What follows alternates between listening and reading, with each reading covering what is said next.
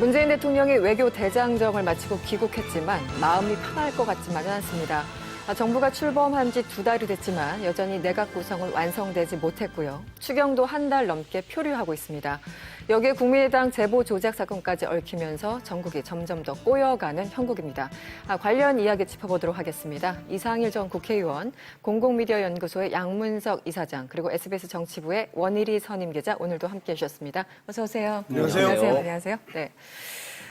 국민의당 제보 조작 사건 어디까지 갈지 참 궁금합니다. 핵심 인물인 이준서 전 국민의당 최고위원의 구속 여부가 오늘 결정된다고 합니다. 검찰은 이 전 최고위원이 적어도 3번은 조작 가능성을 알 수 있었다라고 주장하고 있는데요. 영상 확인하고 돌아오겠습니다. 오늘 오전 10시 반 서울 남부지법에서 이준서 전 최고위원에 대한 영장심사가 열립니다. 이 전 최고위원에게 적용된 혐의는 공직선거법상 허위사실 유포입니다. 검찰은 이 전 최고위원이 제보 조작 가능성을 3차례 정도 알 수 있었는데도 묵인한 것으로 보고 있습니다.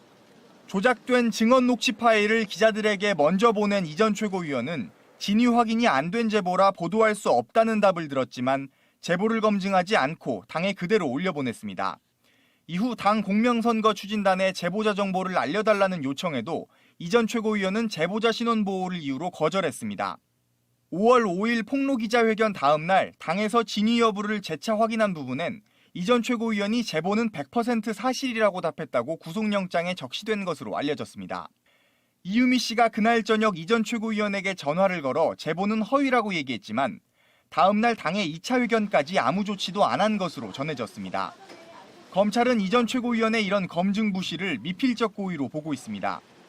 이 전 최고위원에 대한 구속 여부는 오늘 밤 늦게 결정될 걸로 보입니다. 네, 오늘 국민의당 제보 조작 사건에 연루된 이준서 전 최고위원 그리고 이유미 씨의 동생이죠.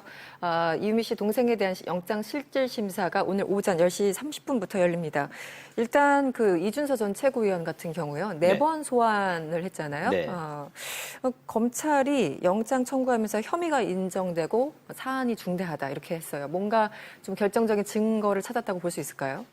결정적인 증거, 뭔가 이렇게 숨겨져 있던 한 방을 지금 몰랐던 사실을 본 게 아니고 네. 지금까지 진행돼 왔던 당 내에서 벌어진 일들에 대한 사실관계 퍼즐을 맞춰보니 이거는 단독 범행으로 보기 어렵다라는 게 검찰의 지금 최종적인 판단이고요. 네. 지금 옛날과 달리 지금 저희 그 기자들도 취재 내용에서 법원에 들어가는 영장 내용이 통째로 저희한테 알려져서 그거를 취재하기가 좀 어려운데 네. 지금 이제 아름 이렇게 하면서 그 내용들이 지금 이제 퍼즐 조각처럼 이제 흘러나오고 있는데 영장 내용을 지금까지 알려진 것만 놓고 보면 지금 미필적 고의로 좀 돼 있잖아요. 거기에서 한 발 더 나가서 확정적 고의라는 표현이 지금 영장에 명기가 좀 돼 있다는 거예요. 네. 그렇다는 얘기는 이준서 전 최고위원이 이유미의 증거 조작을 알고도 제대로 보고하지 않고 이거를 그대로 허위 사실을 유포한 것으로 본다. 이렇게 좀 돼 있어요. 네, 검찰의 네. 지금 이 영장 청구 내용은 그렇게 되면은 증거 조작은 팩트죠. 네. 사실관계죠. 네. 허위 사실 유포도 팩트예요. 알았느냐 몰랐느냐에서 알았다고 보는 건데 알았다의 종류가 2가지가 있어요. 아니면 말고식으로 해서 애따 모르겠다고 내보냈으면 그건 미필적 고의고요. 네네. 이거 아닌 것 같은데 그래도 굳이 내가 뭐 따져볼 필요 있어? 그냥 이렇게 되면 이게 확정적 고의가 되는데 후자로 지금 본다는 거예요. 그렇습니까? 근데 그 증거는 물적 증거는 3가지가 좀 있어요. 첫째는 기자들한테 먼저 이유미의 이 조작된 증거를 기자들한테 기사를 써달라고 여러 명한테 부탁을 해요. 네. 기자들이 받아보니까 뭔가 출처가 좀 불분명해요. 야, 이거 이 상태로 기사 못 낸다 그러니까 그거를 걷어들여요. 당에서도 처음에 이거를 내놨는데 당에서 이거 확실한 거야? 이렇게 물어보니까 네. 맞습니다. 이렇게 얘기를 했고 그다음에 거절당하고 난 다음에 2번째로 당에서 또 물어봐요. 이거 출처나 이런 거에 대해서 제보자의 신원과 내용을 좀 알려달라. 네. 그건 알려줄 수 없다. 이렇게 또 거절을 해요. 요 3가지가 지금 확정적 고의로 볼 만한 증거입니다 하고선 검찰이 지금 이제 영장에 이제 명기를 했는데 네. 법원이 이제 이걸 가지고 오늘 오후 내내 이제 이걸 받아들일 건지 말 건지를 이제 고민을 해야 되는 상황입니다. 네. 의원님, 저희들도 약간 좀 갸우뚱하게 하는 그 내용들, 그 이준서 씨와 이유미 씨 간의 그 대선 전날이죠. 5월 8일에 이유미 씨가 이준서 씨한테 사실대로 말하면 당이 망하는 거라고 해서 말을 못했다 이런 취지의 메시지를 보냈어요. 이런 거 보면 조금 의심을 할 수밖에 없는 대목 아닐까요? 예, 그 메시지와 관련해서 사실대로 말하면 당이 망한다. 네. 그러니까 이게 이준서 씨가 그런 취지로 말한 거 아닙니까? 그러니까 그렇죠. 이유미 씨한테 사실대로 말하지 말고 그대로 밀어붙이자 이 뜻이란 말이에요. 그러니까 국민의당이 이유미 씨, 이준서 씨 서로 주고받은 메시지를 공개를 했을 때 이 네. 메시지는 없었던 걸로 알고 있습니다. 네. 5월 6일 것까지인가가 공개가 그랬었죠. 됐던 걸로 네. 알고 있고 5월 6일에는 자료를 계속 이준서 씨가 달라고 하는데 이유미 씨가 그때 주지 말았으면 좋았을 걸 이렇게 돼 있어요. 그러니까 네. 자료를 달라는 거랑 하고 사실대로 말하는 거하고는 좀 다르죠. 지금 우리 옹 기자님 말씀하신 그런 맥락에서 보면 완전히 다른 거예요. 자료라는 거는 이준서 씨가 이유미 씨한테 자료를 달라고 했다면 이준서 씨는 그 시점에서 이유미 씨가 음성 녹음을 조작한 걸 모르고 그 제보된 내용 자료를 빨리 주라 네. 이렇게 생각할 수 있어요. 그러나 5월 8일 시점에 사실대로 말하면 당이 망한다.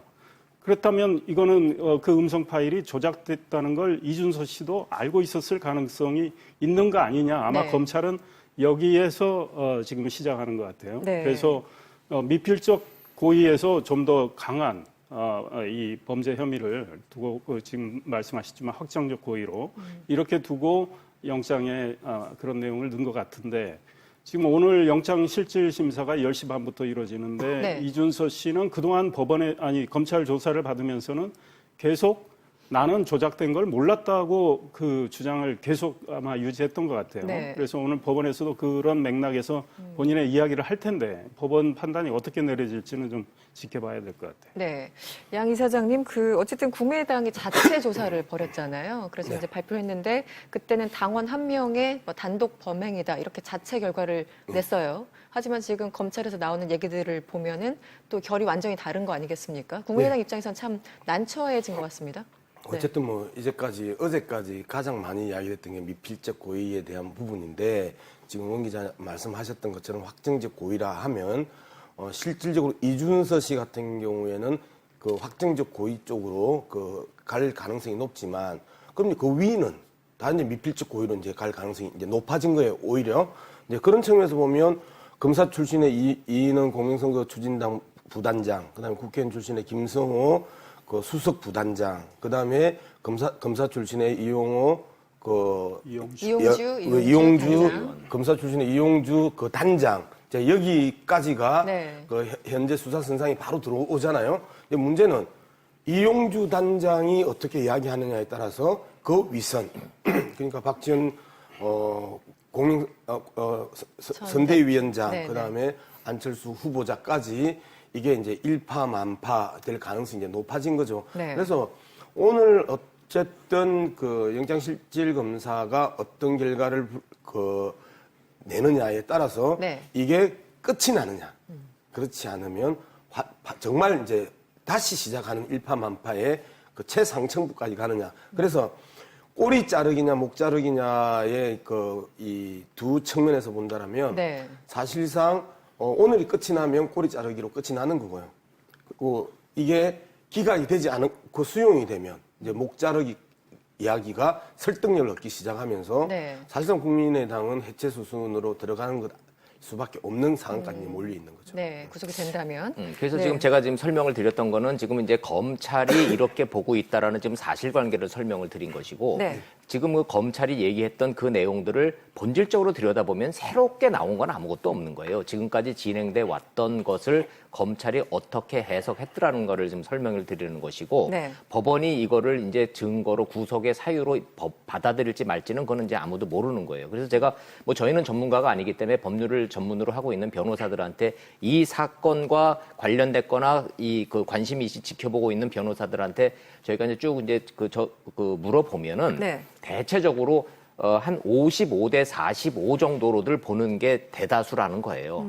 그러니까 영장이 발부될 가능성을 55, 기각될 가능성을 45 정도로 보는 게 가장 합리적인 것 같다, 지금 상황은. 네. 그렇게 그 얘기는 반반이란 얘기이기 때문에 이것을 어떻게 판사가 받아들일 것이냐. 지금 이준서 씨는 시종 일관 자기는 조작 사실을 몰랐고 알 수가 없었고 지금 검찰이 제기하고 있는 이런 문자의 내용만 가지고 이렇게 해석하는 거는 과잉 해석이다. 나는 억울하다. 이런 입장을 지금 유지하고 있고요. 네. 당에서는 뭐 당연히 지금 저 미필적 고의에 대한 이런 검증 부실에 대한 정치적 책임은 지겠지만 우리가 법적 책임지는 것은 이거는 받아들일 수 없다고 국민의당은 강하게 좀 반발을 좀 하고 있습니다. 네, 그래서 네. 이거는 발부를 전제로 해서 말씀드리는 거는 좀 지금 상황에서 너무 시기상조인 것이고 네. 오늘 밤 상황까지 지금 언론도 지금 초미의 관심을 갖고 지켜보고 있습니다. 네. 그런데 네. 한 가지만 좀 분명하게 할 필요가 있는데요. 어쨌든 이유미 씨는 대통령 선거 직전인 5월 8일 날 사실대로 말하면 당이 망하는 거다라는 이야기를 합니다. 네. 그다음에 이준서 씨는 기자들한테 제보를 했음에도 불구하고 계속해서 거절을 당합니다. 그러면 왜 거절을 당할까 하면 대부분 그 이야기를 했을 거 아니에요. 뭐 조잡하다. 그다음에 제보자가 불분명하다. 이 두 가지 핵심적인 이 두 가지가 그 이야기가 됐을 텐데 특히 그 조잡성에 대해서는 지난번에도 말씀드렸던 것처럼 전화로 이야기를 하는 건데 전화 효과음이 전혀 없다. 그다음에 똑같다. 같은 자리에서 이야기하는 것처럼 여보세요, 여보세요, 여보세요, 여보세요. 대부분 전화를 하면 여보세요, 여보세요. 이제 이런 네. 각각의 그 톤이 달라져야 되는데 네. 이제 일부분들도 똑같다. 이런 측면에서 보면 조잡하다. 그리고 뭔가 지금 조작의 냄새가 많이 난다. 그다음에 제보자 없다 하는 부분들을 본인이 알고 있었잖아요. 네네. 그리고 위에서도 계속해서 제보자에 대한 부분을 계속 추궁했었을 때 제보자 신원을 보호하기 위해서라는 변명이 안 통할 정도로 이거는 대통령 선거 앞을 두고 결정적인 한 방이 될 가능성이 높았던 사안인데 이거는 상식적으로 몰랐다? 이야기가 안 된다라는 게 뭐 일반 국민들이 생각하는 일반적인 상식선에서의 접근에서 나오는 결론이다. 그렇다면 검찰 입장에서도 당연히 이 부분에 대해서 추궁을 했을 것이고 이제 이런 측면에서 봤었을 때 이준서만 이제 그러면 구속되냐? 근데 만약에 이준서 씨의 구속은 정말 앞서 말씀드렸던 것처럼 태풍입니다. 네. 그래서 사실은 그 구속 여부라는 게 그 유무죄를 판단하는 근거는 아닙니다. 네, 구속이 안 되더라도 네. 여전히 유죄일 구속 수도 있는 기소하죠. 거고요. 그래서 이미 이제 검찰에서는 김성호 수석 부단장 네. 그리고 김인원 부단장 이미 한 차례 조사를 했고 그리고 이용주 의원이 당시 이제 단장을 맡았잖아요. 그 보좌관을 또 한 번 조사를 했고 네. 그래서 아무래도 이 흐름이 계속 좀 확산되는 그런 네. 분위기인데 구속 여부와 무관하게 계속 윗선으로 올라갈 가능성에 대해서 의원님은 어떻게 좀 보세요? 검찰은 당연히 조사를 해야 된다고 봅니다. 네, 그런데 오늘 영장실질심사 결과가 어떻게 나오든 지금 이용주 의원에 대해서는 아직 조사가 이루어지지 않았고 네. 김인원 부단장, 네. 김성호 수석 부단장은 한 차례 조사를 했고요. 네, 그렇죠. 네. 추가로 더 하겠다는 거 아니겠습니까? 그런데 이분들이 제가 보기에는 적어도 이유미 씨는 음성 조작을 했고 그러면 사실이잖아요. 그다음 이준서 씨가 조작 사실을 알았는지 몰랐는지 몰라도 오늘은 법원의 판단이 어느 정도 나오겠죠. 네. 이 나머지 윗분들이 그 조작된 파일을 받았을 때 적어도 들어봤을 거예요. 네. 이용주 의원은 아마 선거운동 하느라고 못 들어본 것 같아요. 네, 네. 보좌관이 들어본 것 같고 부단장, 수석 부단장은 들어봤을 것 같고 그러니까 제보자가 누구냐 이렇게 이준서 씨한테 물었던 거죠. 네. 그런데 이준서 씨는 그건 뭐 알려줄 수 없다는 식으로 제보자 보호를 보호해야 위해서 되니까. 이렇게 했는데 여기서 국민의당은 굉장한 책임이 있는 겁니다. 이 검증을 제대로 못했단 말이죠. 적어도 제보가 왔을 때 네. 제보자를 만나고 이 전후 사정을 다 확인한 다음에 그걸 터뜨려야 되는데 그냥 이준서 씨 말만 믿고 그러면 그대로 가도 좋겠다고 판단한 거예요. 결과적으로. 네네. 그랬기 때문에 이 판단하게 된 근거가 어떤 건지 이거에 대해서 검찰은 조사를 해야 되겠죠. 네. 그래서 아직은 이준서 씨까지는 분명히 이게 연루된 걸 우리가 뭐 그분이 확정적 고의든 미필적 고의든 우리는 뭐 알 수 있지만 추정 그 가능하죠. 나머지 네. 그 윗분들이 네. 이제 거기서 과실이 있었느냐, 고의가 있었느냐 이런 것들은 좀 더 수사를 해봐야 되겠죠. 네. 예, 합리적 의심 맞습니다. 네네. 맞는데 기자들이 검찰은 이렇게 설명하고 있거든요. 기자들이 진위 확인이 안 된 제보이기 때문에 기사화할 수 없다라고 거절한 내용을 당 내에서 아무런 검증 없이 내보낸 것은 미필적 고의다라는 게 지금 검찰의 해석이거든요, 네. 법적으로. 네네. 근데 요 사안이 그래서 구속 사안이냐 아니냐 이거는 불구속 기소를 할 만한 사안이다라고 볼 수도 있다라는 거죠. 네네. 지금 이제 그런 사안이기 때문에 이제 법원의 판단을 좀 기다려볼 필요가 좀 있는 거예요. 그 합리적 의심 자체가에 대해서 국민의당 자체에서도 지금 시비 거는 건 아닙니다. 네. 또 하나의 가설을 이제 또 봐야 되는데요. 원 기자 말씀하셨던 것처럼 미필적 고의가 아니고 확정적 고의로 검찰이 그 영장을 친다면 이 부분은 추미애 대표와 관련했던 국민의당의 정치 공세가 상당히 좀 또 무력해집니다. 계속해서 미필적 고의를 이제 추미애 그 더불어민주당 대표가 이야기를 하면서 네. 검찰에 대한 가이드라인이냐, 그 다음에 추미애 대표가 검찰총장이냐 하면서 강하게 이 추미애 대표의 말꼬리로 기본적인 물꼬를 바꾸려고 국민의당이 강하게 시도를 했었거든요.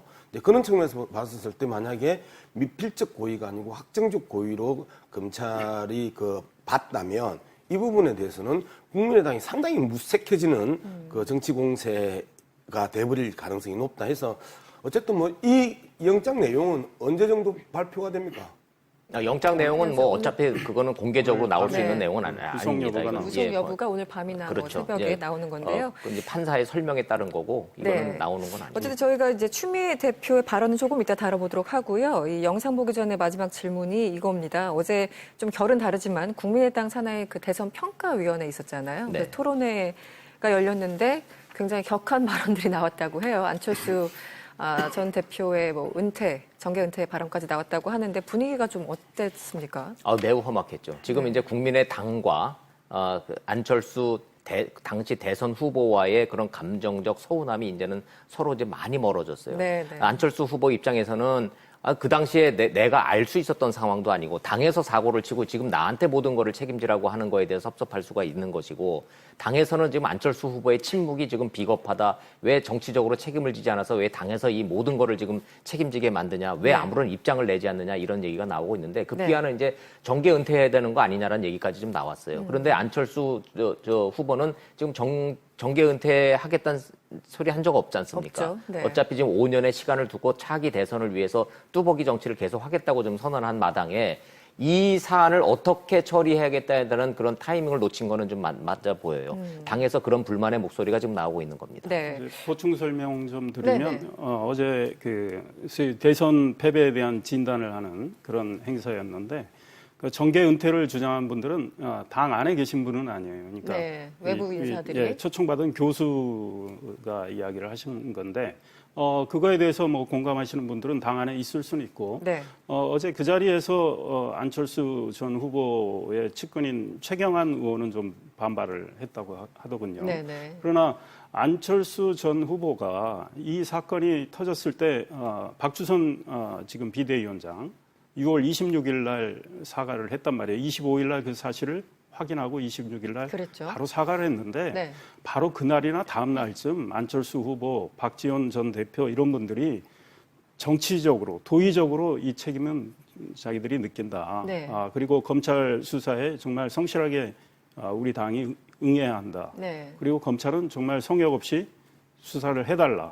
그리고 검찰의 수사 결과가 나오면 다시 한번 국민들께 이 입장을 밝히겠다. 이렇게 네. 했다면 안철수 후보의 이 침묵에 대해서 국민들은 그다지 비판하지는 않았을 것 같은데 네. 안철수 후보가 실기를 했죠. 타이밍을 놓친 건 예, 뭐 그게 틀림없다고. 정답이었는데 타이밍을 놓쳤어요. 그래서 네. 지금 어제 이 순간에도 네. 그럼 어제는 어떻게 할 거였는데 어제도 끝내 침묵했거든요. 그렇습니다. 이제는 타이밍을 너무 한번 늦었죠, 놓쳤기 때문에 선택의 여지가 없어요. 검찰 구속영장 발부되는 거 보고 검찰 수사 다 끝날 때까지 이제 할 얘기가 없어져 버렸습니다. 이제. 양 박사님 어제 또 안철수 의원이 그 네티즌들한테 굉장히 관심사였는데 속초를 가셨습니다. 예. 그래서 뭐 여행 간 거냐 이런 또 억측도 있었는데 사실은 지금 사진이 나오는군요. 그 아는 지인을 만나러 간 거다. 당일치기로 간 거다. 무슨 이 와중에 여행이겠냐 이렇게 해서 이제 측근이 밝혔다고 하는데요. 어쨌든 어제 그 대선평가위원회에서 나온 얘기는 소위 말하는 고립된 영웅주의 뭐 이런 것 때문에 사실은 지난 대선 망한 것이다. 뭐 이런 그 어떤 발언들이 있었고 또 최근에 일어나고 있는 국민의당 사태에 대해서 여러 가지 비판이 있었습니다. 어쨌든 안철수 전 대표 입장에서는 여러 가지 좀 궁지에 몰린 상황인데요. 안 대표 어떻게 됩니까? 앞으로. 안 대표가 전 생각을 대표, 네. 이제 많이 할 수밖에 없죠. 앞서 말씀하셨던 것처럼 뚜벅이 정치를 하고 그리고 좌절하지 않고 계속해서 전진하겠다. 대선 직후에 이제 그 이야기를 했는데 네. 첫 번째는 2등도 아니고 3등을 했다라는 부분이 또 걸리고 있고 네. 그다음에 이제 당내 장악력이 급속도로 떨어지잖아요. 대통령 후보가 있는 당과 대통령 후보가 없는 당의 차이는 상당히 다르지만 네. 대통령 선거 끝난 이후에 3년 그리고 앞으로 남은 한 2년 정도 대통령 선거를 남겼었을 때는 대통령 후보가 있는 당과 없는 당의 차이가 나지 대통령 선거를 앞으로 5년 남겨놓은 지금 상황에서는 대통령 후보가 있든 없든 각 당에 있어서의 후보가 있고 없고의 차이는 별로 없거든요. 네. 이런 측면에서 본다면 현실적으로 안철수 전 대표가 국민의당에 있어서 크게 쓰임새가 없다 지금은. 이제 그런 측면들이 하나가 있고 두 번째는 안철수 대표 스스로가 이 문제를 적극적으로 해결할 의지가 없다는 부분이고 오히려 이제 혁신위원장을 맡은 김태일 교수가 했던 이야기가 재밌는데 왜 그런 발표를 하지 않을까라고 했었을 때 네. 김태일 국민의당 혁신위원장 그런 이야기를 하더라고요. 지난번 김수민 리베이트 사건 때 너무 빨리 이야기를 하고 책임을 짐으로써 상당히 뒤에 후폭풍들이 더 많았다는 겁니다. 이미 사과를 했는데 새로운 사실들이 계속 또 불거지면서 네. 상당히 머쓱하게 만들었던 상황 때문에 검찰의 영장실질 검사가 끝난 전후에 네. 안철수 전 대표가 자신의 입장을 밝히지 않겠느냐. 그렇기 때문에 딱히 실기다가 아니라 네. 실기가 아니고 신중하다 쪽으로 이제 김태일 혁신위원장은 안철수 전 대표에 대한 부분들을 해명을 네. 했는데 누구든지 다 이야기하는 게 다 실기라고 다 보는 거고 그다음에 정치적 책임과 법적 책임에 있어서 당당하지 못했다. 네. 내가 다 안고 가겠다 하고 자기 스스로 뚜벅뚜벅 검찰에 들어갔던 예전에 이회창 전 총재의 모습들이 계속 회자되는 것들이 차떼기 전국에서 이회창 전 총재가 내가 다 안고 가겠다고 검찰에서 부르지도 않았는데 자기 발로 걸어 들어갔었잖아요. 이러한 모습들을 통해서 국민의당을 다시 세웠다면 좋았을 텐데 이런 부분은 다 실기거든요. 그 시기를 놓침으로 인해서 항상 안철수 전 대표가 정치적 감각이 떨어진다, 무디다라는 것들이 한두 번이 아니었단 말이에요. 근데 이번에는 결정적인 타이밍의 싸움에 있어서 실패한 사건이기 때문에 네. 저는 조심스럽게 정계 은퇴 선언을 예측을 해봅니다. 아유, 서운한 소리 하시네. 좀 더 냉정하게 말씀을 드리면 지금 정치권의 관심사는 정치인 안철수가 지금 어떻게 될 건가가 관심 있는 게 아니고 네. 양 박사님이 본질적인 얘기를 해주셨잖아요. 국민의당이 어떻게 될 건가요? 국민의당을 이번 기회에 저걸 완전히 지금 말살시키려고 지금 그러는 것이냐. 정책적으로 지금 전략적으로 추미애 대표의 이런 공세가 국민의당을 어떻게 할 건가가 이게 지금 관심사인 것이지 네. 안철수 대표 자체는 아까 말씀하셨듯이 실기도 했고 정치적 감각도 떨어졌고 지금 할 수 있는 것도 없고 당의 지원도 없고 과거 이회창이나 DJ처럼 대선에 패배한 그런 강력한 차기 주자로서의 그런 위상을 이미 잃어버렸기 때문에 정치권의 관심사는 아닌 것 같아요. 근데 이제 핵심은 이제 그건 거죠. 국민의당이 이제 어떻게 되는 거냐. 네. 이제 그게 좀 더 지금은 초미의 관심사입니다. 네, 국민의당 이야기 계속 이어가 보도록 하겠습니다. 제보 조작 사건으로 당 지지율이 굉장히 많이 떨어지고 있습니다. 그런데 이 시점에서 엎친 데 덮친 격으로 국민의당 내 또 다른 논란이 일어나고 있습니다. 어떤 발언이 있었는지 확인하고 오겠습니다. 지난달 29일 급식조리 종사원 등 학교 비정규직 노동자들은 근속수당 인상과 정규직과의 차별 해소 등을 요구하며 이틀간 파업에 들어갔습니다. 이현주 국민의당 원내수석 부대표는 공식 석상에서 이렇게 말했습니다. 파업은 우리 헌법 정신에 따른 노동자의 권리이긴 합니다. 그러나 학교 급식은 아이들의 밥이고 급식 중단을 우려하면서 인건비가 늘면 급식 재료비가 줄어든다며 구조적 문제도 지적했습니다. 그런데 이튿날 상세한 설명을 요청한 SBS 기자와의 통화에서는 이렇게 말했습니다. 그 아줌마들이 근데 그냥 동네 아줌마거든요, 그냥. 사실 옛날 같으면 그냥 아줌마들 이렇게 해가지고 조금만 교육시켜서 시키면 되는 거예요. 그래서 그냥 돈 좀 주고 이렇게 하면 되는 건데. 다른 직종까지 거론하며 말을 이어갔습니다. 솔직히 말해서 그 조리사라는 게 아무것도 아니거든. 그냥 어디 그 간호조무사보다도 더 못한 그냥 요양사 정도라고 보시면 돼요. 응? 그 따는 진입장벽 정도가. 그러면서 파업 비정규직 노동자들을 이렇게 표현했습니다. 친구들이야 완전히. 우리나라는 지금 이래갖고 이게 나라가 아니야 나라가. 이 의원은 오늘 급식 파업에 대한 학부모들의 분노와 격앙된 분위기를 생생하게 전달한 전언이라고 해명했습니다. 또 직무급제가 정규직화를 전제로 한 것이기 때문에 자신은 정규직화에 반대한 것이 아니라고 밝혔습니다. 해당 비정규직 노조는 이현주 의원 사퇴를 요구하며 항의에 나섰습니다. 이현주 의원은 문재인 정부의 정규직화 정책에 대한 부작용을 우려했습니다. 아무리 일리 있는 지적이라 해도 특정 직종에 대한 부적절한 언급은 국회의원으로서의 말의 무게, 인간과 노동에 대한 예의를 생각해보게 합니다. 양 박사님, 전원이라고 하는데 전원 맞습니까? 본인의 감정이 상당히 실려 보이는 듯한 느낌도 있는데요. 어떻게 보셨어요? 예, 지금 이 사적 대화를 녹취했다라고 해서 그 실제 취재한 기자에 대한 또 분노를 오늘 또 밝혔단 말이에요. 기본적으로 기자가 그 취재하는 과정들은 대부분 다 녹취를 하는 게 상식이고, 네. 그리고 부대변인입니다. 수석 부대변인인데 기자하고 이야기를 하면서 그게 사적 대화라고 또 이야기하고 발뺌을 하려고 하는 저 모습까지. 그러니까 계속해서 국민의당이 어떤 부분이 있느냐면요. 잘못했어. 잘못했다고 해. 그리고 반성이 안 보여. 그리고 또 역으로 다른 물꼬를 틀어서 다른 사람을 공격하면서 이 이슈를 덮으려고 해. 그리고 또 이 이슈가 더 커져. 계속 이런 악순환이 이번 제보 조작 사건에서도 나타났고, 네. 이현주 의원도 지금 마찬가지란 말이에요. 기자하고 대화한 것들을 녹취했고 그게 밝혀졌는데 네. 사적인 내용을 녹취했다는 데서 불쾌감을 느낀다. 이런 식으로 또 이야기를 한단 말이에요. 이게 첫 번째 문제고요. 두 번째는 밥하는 동네 아줌마라고 이야기한단 말이에요. 그럼 밥하는 동네 아줌마가 무슨 뜻입니까?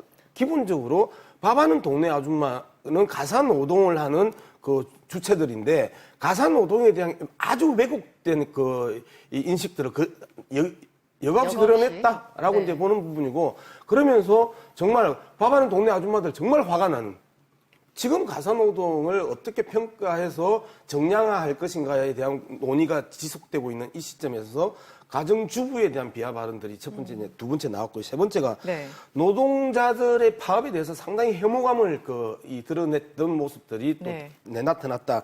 그런데요, 이현주 의원이 이야기하는 조리사가 뭘까? 제가 방금 찾아봤습니다. 그 조리 재료를 선정 구입하고 검수하고 그다음에 음식을 만드는, 예전에 요리사와 조리사가 좀 다른 거죠. 요리사는 요리만 하는 사람인데 네. 조리사는 재료의 선정 구입 검수까지 함께 하면서 요리를 하는 사람이란 말이에요. 네. 상당히 전문직입니다. 이러한 전문직들의 그 정규직화에 대한 문제를 지금 제기하고 있는 이 시점에서 여기에 동네 아줌마, 그다음에 미친 이렇게 이야기를 하는 부분들이 네. 그 단어 하나하나에 실린 그 사회적 의미가 너무 크다라는 겁니다. 네. 다시 정리하면 가사노동에 대해서 너무 무시하고 있는 여성 의원이고, 남성 의원도 아니고 여성 의원이고, 그다음에 노동자의 파업에 대해서 상당히 혐오감을 갖고 있는 네, 네. 의원이고, 네. 이런 측면들이 그 여과 없이 드러난, 정말 다시 석고 대제를 해도 뭐할 그 발언들을 가지고 기자 탓으로 또 빠져나가려고 하는 이 네. 모습들은 참 국회의원 재선답지 않다. 그렇게 생각합니다. 네, 이현주 의원 발언 들어보면 아이들의 밥은 정말 걱정을 하면서도 정작 그것을 제공하는 이분들에 대해서는 굉장히 폄훼하는 발언을 했습니다. 그렇습니다. 참 모순적 아니겠습니까? 그렇습니다. 이현주 의원의 머릿속에 어떤 생각이 들어있는지를 우리가 좀 알 수 있는 그런 발언이 여과 없이 나왔는데, 네. 이현주 의원이 기자한테 좀 편안하게 얘기했다 손 치더라도 기자는 취재를 했던 거거든요. 네네. 그래서 이현주 의원은 공인으로서 자기 생각을 밝혔던 거예요.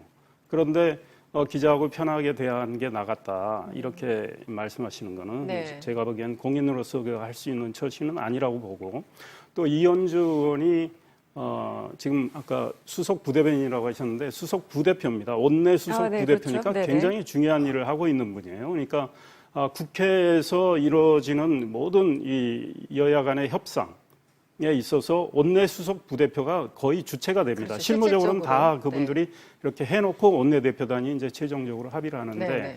이분이 이런 생각을 갖고 이렇게 활동을 한다.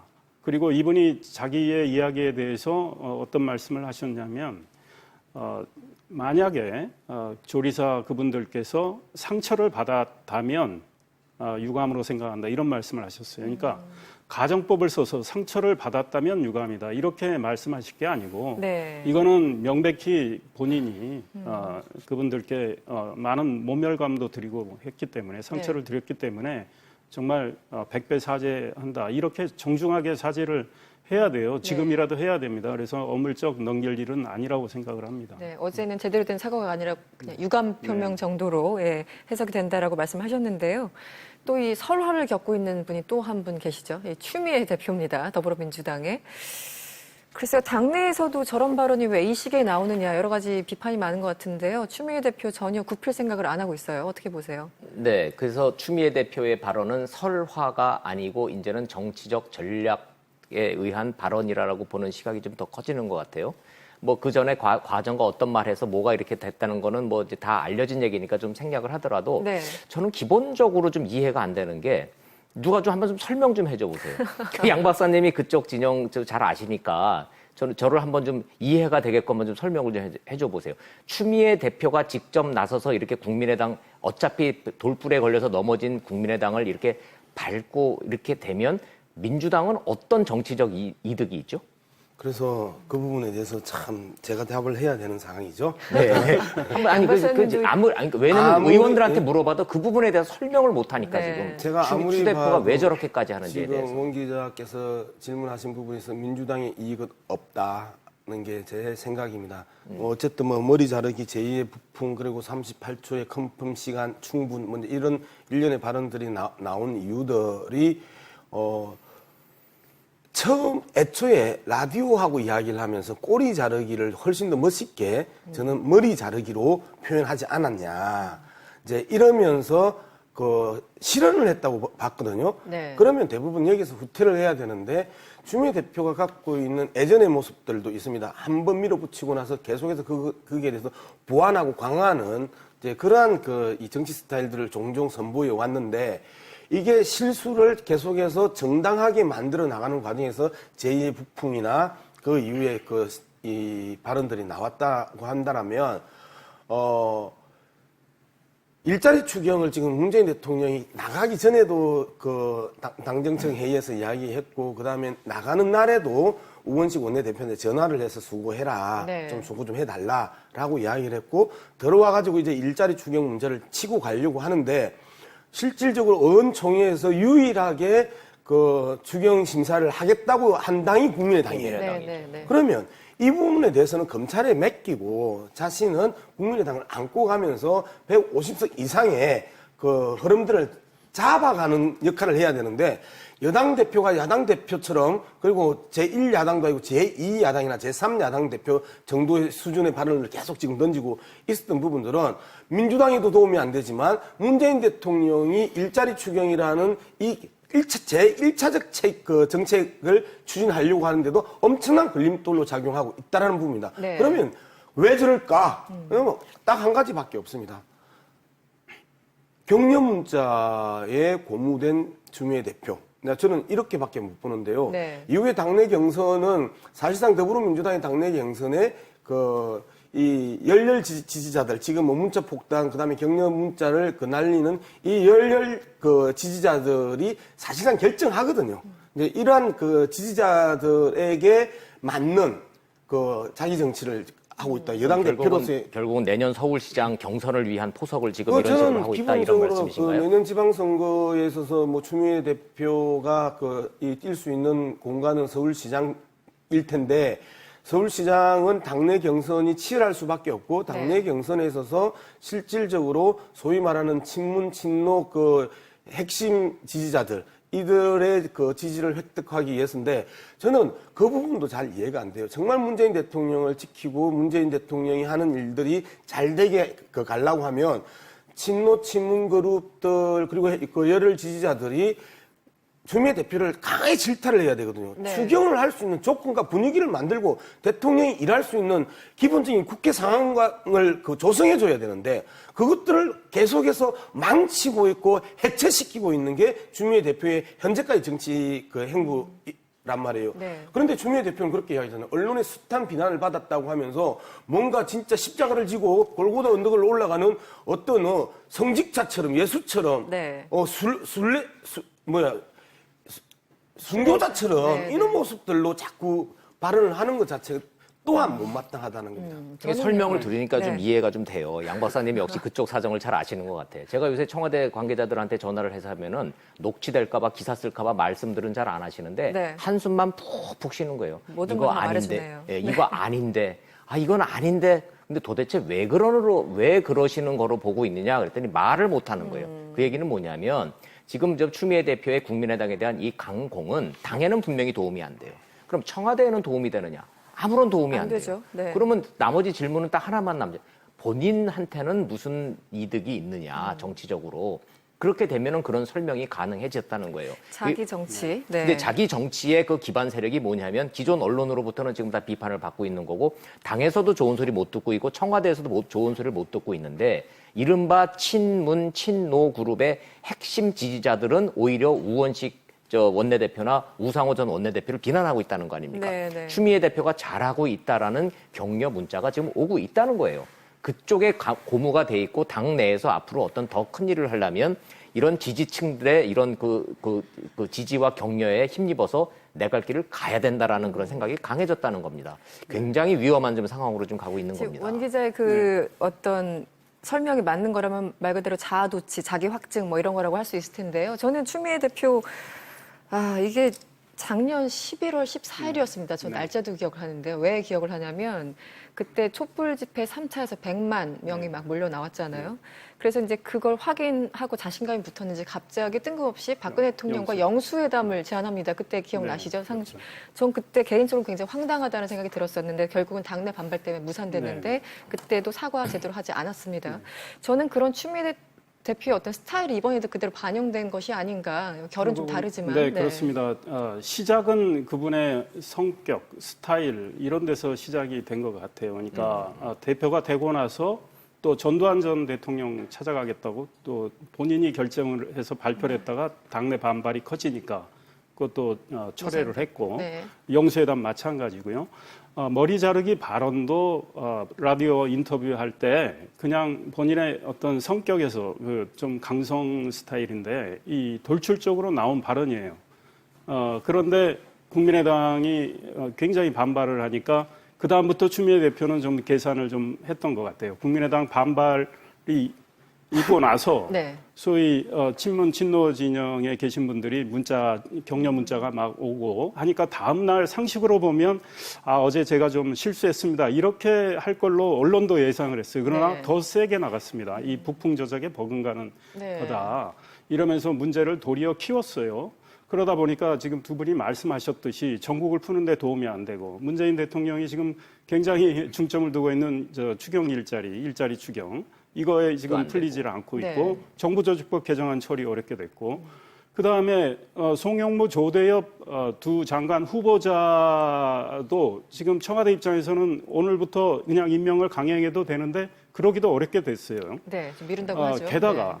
또 하나의 추미애 대표의 강공으로 인해서 청와대와 여당이 질 수 있는 부담은 문준용 씨 문제가 더욱 크게 부각이 됐습니다. 문재인 대통령 아들이 고용정보원에 특혜 입사했다는 그 의혹이 커져버렸어요. 네. 이미 음성 파일 조작 사건에 대해서는 벌써 시작된 지 오래돼가지고 검찰 수사가 거의 완결된 단계까지 와 있는데 지금 어제 자유한국당 바른정당도 본질은 자유한국당 홍준표 대표 그랬잖아요. 본질은 문준용 씨가 특혜 입사한 거 아니냐.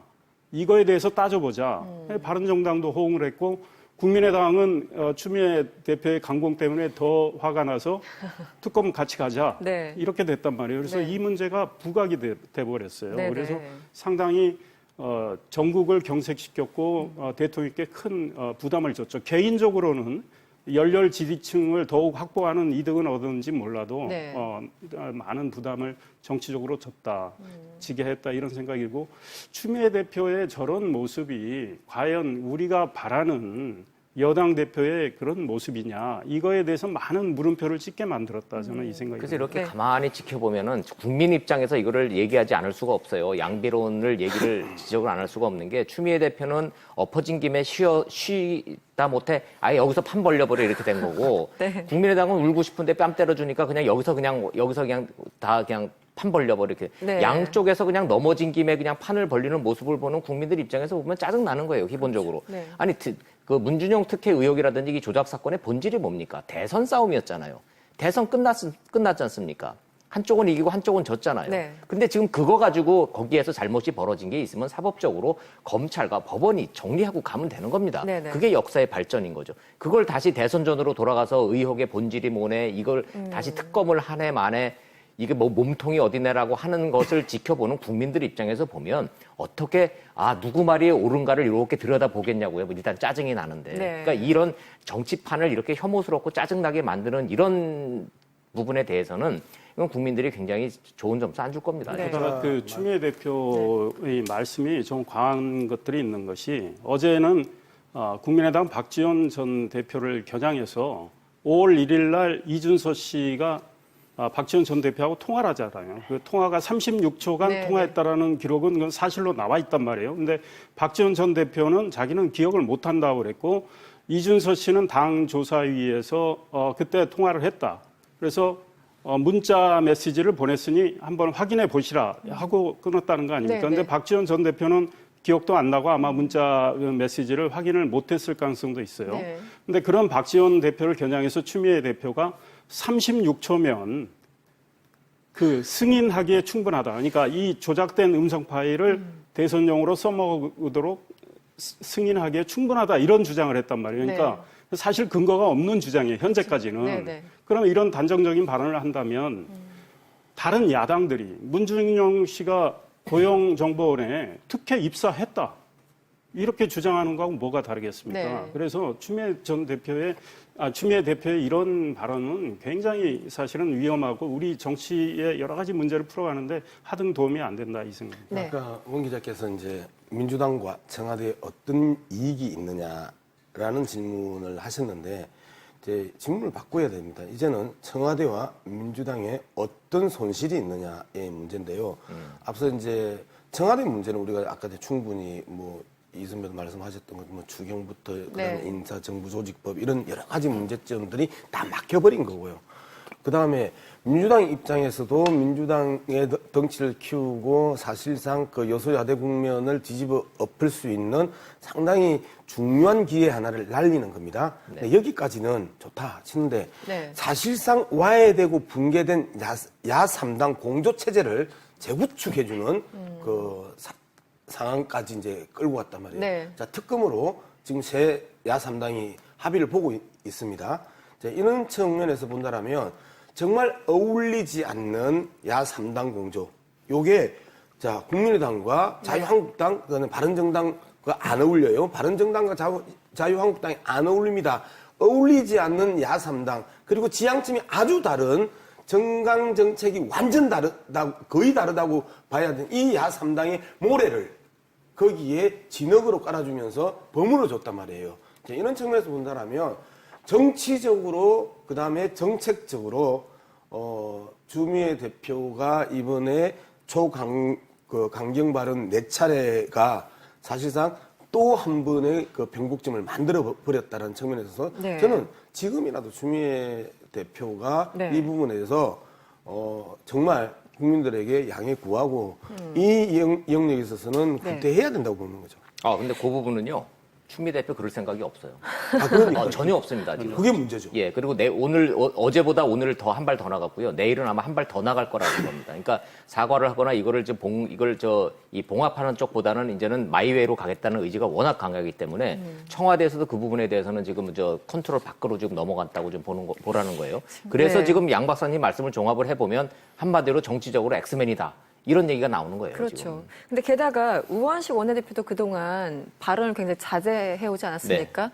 저번에는 내가 얼마나 이렇게 힘들게 야당을 설득하는데 울컥하는 장면도 있었고 지문이 다 없어진다. 손금이 지금 뭐 달아 없어진다고 야당 붙잡고선 하도 손을 비벼서 자기가 그러니까요. 손금이 없다고 그럴 정도인데 근데 좀 바뀌었죠. 어제 갑자기 이제 얘기를 했어요. 대선 제보 조작은 용서받을 수 없는 일이다. 이제 두 가지 가설이 하나 있어요. 저쪽에서 이제 가이드라인을 제시한 것이다. 이게 말이 되느냐. 국민의당이 얘기를 하니까 더 이상 묵과할 수 없다라는 생각이 들었을 수도 있고 두 번째는 추 대표가 지금 어쨌든 굉장히 공격을 받고 있는 상황에서 원내대표로서 좀 지원 사격에 나선 것은 아닌가 뭐 여러 가지 생각이 들더라고요. 어떻게 보세요? 미필적 고의에 의한 지원이에요. 그렇습니까? 본인이 원해서 하는 지원이 아니고 워낙 앞서 나가고 판을 벌려놨기 때문에 같은 원내대표단으로서 반대되는 목소리를 할 수는 없지만 속마음은 어찌됐든 우원식 대표 저기는 청와대하고 같아요. 그렇죠. 이걸 좀 봉합을 하고 어찌됐든 야당의 협조를 얻어서 지금 해야 할 일, 추경이라든지 지금 다른 이 인사 문제라든지 이런 거를 한 발 한 발 진전을 하고 싶은데 어차피 막혔는데 여기에서 또 내부에서 싸우는 모습을 보이긴 또 어렵거든요. 네. 그래서 지금 언론에서들 일부 우원식 대표도 입장이 바뀌어서 강공 모드로 돌아섰다고 지금 일부 언론에서 나오는데 네. 속사정 얘기를 들어보면 네. 원해서 하는 게 아니라 싫어도 지금 그렇게 할 수밖에 없는 선택의 여지가 없기 때문에 지금 원내대표단도 그러고 있다. 네. 그러나 속마음은 어찌됐든 추미애 대표가 좀 이 문제를 이거 좀 다독이고 좀 이게 봉합을 좀 해줬으면 좋겠다라는 그게 기대치가 더 큰 거는 사실입니다. 네, 저희 자유한국당 얘기 좀 해보죠. 일단 홍준표 대표가요, 류석춘 연세대 교수를 비대위원장으로 앉혔는데 이 발언이 조금 문제가 됐었어요. 이 태극기 집회는 의병 활동이다. 단물 빨던 친박은 어디로 갔나 이런 발언을 했던 분이기도 하죠. 어떤 맥락으로 읽어야 됩니까? 이분이 그 칼럼도 꽤 많이 쓰셨던 분이고 네. 사실 우파 보수 진영의 나름대로 이론가라고 스스로 생각하시고 또 그런 평가를 받는 분이고 네. 홍준표 대표가 이분의 칼럼을 좋아했다고 그래요. 그렇습니까? 그래서 칼럼을 읽고 사실은 생각에 홍준표 대표도 아주 강성 보수잖아요. 네. 두 분 생각이 좀 비슷해 보여요.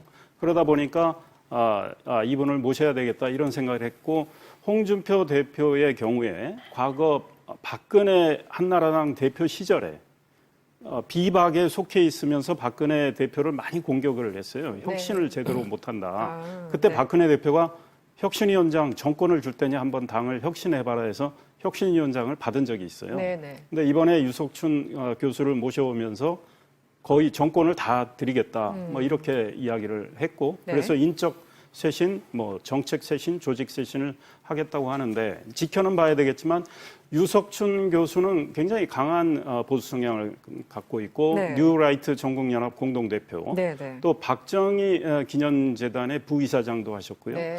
과거 한나라당에도 좀 관여를 하셨던 그러니까 정책적인 면에서 네네. 이런 분이니까 이분이 앞으로 어떤 내용을 내놓을지는 지켜봐야 되는데 당내에서는 이분을 앞세워서 홍준표 대표가 친박에 대한 일단 적절한 수준의 인적 청산은 좀 시도하려고 하지 않겠느냐 네. 이런 예상을 하고 있고 이분이 오늘 한 신문과 인터뷰하신 걸 보니까 인적 청산 의지는 갖고 있는 것 같아요. 그래서 전두환 전 대통령에게는 장세동 씨 같은 분이 있었는데 네, 네. 왜 박근혜 전 대통령에게는 그런 분이 없느냐? 박근혜 전 대통령 밑에서 네. 정말 소위 실세 역할을 했던 분들 중에서는 왜 사퇴하는 분이나 이런 분들이 안 나오느냐? 네, 네. 이런 이야기를 한 걸 보면 네. 소위 핵심이라면 국민들도 대충 어떤 분들인지 짐작을 하시겠지만 그런 네. 분들에 대해서 어떤 인적 쇄신 작업을 할 가능성이 있다. 다만 국회의원을 하시는 분들은 사실은 당에서 인적 쇄신을 한다면 당원권 정지 이런 그다음에 네. 좀 더 나아가서는 출당 이런 것들이지만 홍준표 대표가 지난 대선 때 사실 또 친박표도 얻기 위해서 그분들 당원권 정지된 분들 세 분을 또 다 풀어주고. 풀었어요. 네네. 그런데 홍준표 대표가 어떤 혁신을 할지 모르겠는데 홍준표 대표가 본인은 이런 이야기를 합니다. 박근혜 전 대통령으로 대표되는 네. 구보수주의는 망했다. 그러니 신보수주의가 새롭게 정립이 돼야 되겠다. 그걸 바탕으로 보수 세력을 재건하겠다. 그런데 홍준표 전 대표는 단 한 번도 신보수주의가 어떤 것인지를 설명한 적이 없어요. 말로는 신보수주의인데 네. 신보수주의의 내용을 설명한 적이 없습니다. 그런 이론 정립을 유석춘 교수가 하겠지만 홍준표 대표의 그동안에 보여줬던 행동을 본다면 과연 그걸 신보수주의적인 걸맞는 행동인가? 네, 저는 네. 이런 문제 제기를 하고 싶고요. 네, 네. 앞으로 뭐 유석춘 교수는 지켜봐야 되겠지만 당내에서는 저분이 나름대로 쇄신 노력은 하겠지만 이 소위 자유한국당의 외연을 확장하는 데는 좀 한계가 있지 않겠나. 네. 지금 너무 강한 보수 성향을 갖고 있고 지난번 태극기 집회에 대해서 한 발언 등등을 본다면 네. 이 소위 합리적이고 개혁적인 보수들을 다 끌어안기는 어렵지 않겠느냐 이런 전망도 나오고 있습니다. 네, 양 박사님. 지금 말씀하신 것처럼 이 태극기 집회는 의병 활동이다. 이런 발언으로 논란이 됐던 분을 혁신위원장으로 모셨고 또 자신의 측근인 김대식 교수 수행단장이었죠. 여의도 연구원장에 임명을 했습니다. 그러자 이제 친박계에서 공개적으로 이것을 비난하는 목소리가 이렇게 나오기 시작했어요. 예.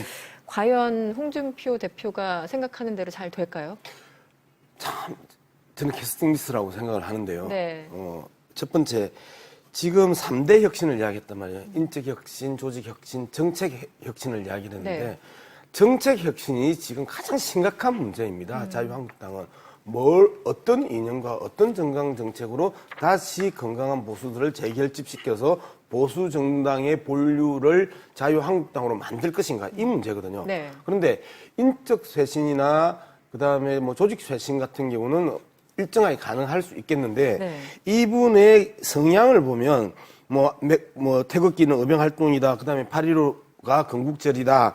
그다음에 이승만 연구원장이고요. 네네. 그다음에 박정희 연구소장입니다. 네네. 네, 이런 측면에서 봤었을 때 이 그동안의 활동을 상당 부분 거구적이다라는 평가들이 종종 그 유석준 교수한테 따라붙어 있었습니다. 네. 그런데 현존하는 정치 세력 중에 가장 그 오른쪽에 있는 사람들이 태극기입니다. 네네. 심지어 지금 뭐 국회의원으로 치면 조원진 의원 정도 한 명 정도가 그 오른쪽 끝에 붙어 있고 오히려 그 친박 그룹들은 조원진 그룹보다 훨씬 더 중간에 있단 말이에요. 그런데 이 친박 그룹보다도 더 오른쪽에 있는 유석춘 교수가 친박을 쳐내는 과정에 있어서 논리가 뭘까? 네.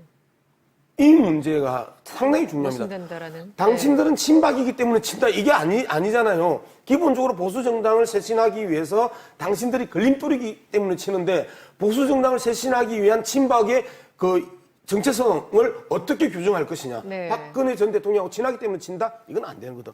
이제 그런 측면에서 본다면 현존하고 있는 정치 세력 중에 가장 오른쪽에 있는 유석춘 교수가 도대체 정책 그 혁신을 뭘로 가지고 할 것이냐. 네. 이 부분이 상당히 오히려 불안하고 두렵습니다. 네. 홍준표 대표가 계속해서 이야기하고 있는 주사파 정권의 그 연장선상이 또 한 번 재현되지 않을까. 그러면 낡은 그 색깔론으로 또 한 번 그 보수 세력을 결집하겠다고 하는 구태의연한 생각을 하지 않을까. 이미 바른정당의 이해운 대표 같은 경우에는 더 이상 우리는 색깔론으로 네. 정치를 하지 않겠다라고 이제 선언한 마당에 색깔론을 가장 이야기 많이 했던 유석춘 교수가 혁신위원장으로 왔다는 것 자체는 홍준표 대표가 정책 혁신을 오른쪽 끝으로 끌고 갈 가능성이 있는 것 아니냐라는 그런 불안감들을 보여주는 거죠. 네. 두 분이 이제 워낙 혹평을 하셨으니까 저는 균형 차원에서 좀 이렇게 좀 옹호를 좀 한번 해볼게요. 네. 김병준, 이정우 교수라는 분이 계셨어요. 노무현 대통령이 가지고 있었던 정치적 지향성을